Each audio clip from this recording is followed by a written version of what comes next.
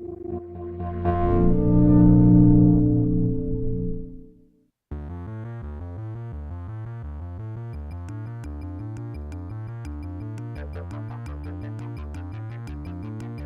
Thor Ragnarok, Taika Waititi wanted to have as much of the visual effects as possible to be done using practical effects. And just to use my guys to do all the other bits, like blend shots together, add orange and teal filters, remove Stan Lee. Try not to use too much CGI, that's the memo. That's what he sent. Replace alleyway with a nice green field on top of the cliff background.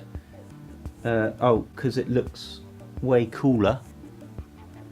It's not even written properly. Put Chris Hemsworth's shirt back on. Apply Kate Blanchett's costume and pop on some antlers. Unblur the Hulk and apply orange and teal filters. Remove Stan Lee. That was the memo. So.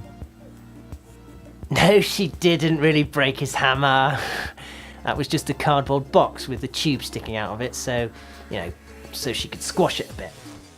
We tried to use as many props as possible because of the no CGI policy, but just for some things, like for example, trying to use real antlers, that's just a bad idea.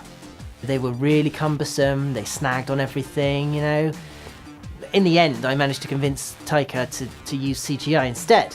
And if it allows actors to feel more comfortable, then even better. That's how you get the best results, when actors feel comfortable. All the shots of Chris Hemsworth were filmed without him wearing a top. Chris just doesn't like wearing a top. He finds the labels itching. So, and I respect that. To get the Hulk look, using mainly practical effects, we used all sorts of tricks, like painting Mark Ruffalo green, and I'd say things like, "Hey Mark, you big green weirdo," but to make him angry, having people carrying him on their shoulders, for the height, giving him big green hands. Nightmare and pointless.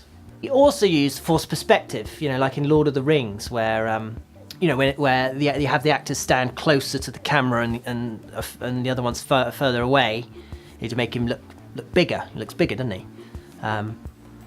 It's just we weren't quite sure how exactly they did it in Lord of the Rings, because for some reason all of the shots of the Hulk, it just seemed to be out of focus all the time. So I just got my CGI guys to refocus him digitally afterwards. So. Wasn't a problem. Yeah, we had to digitally refocus 230 shots of the Hulk, some of which weren't even used in the final cut, but it wasn't really much of a big deal because in the end we just made a CGI one instead. And it looks amazing. So. Thank you for watching. Please let us know in the comments below what you thought about this. Please let us know also what movies you would like to see us do a visual effects breakdown next. See you next time.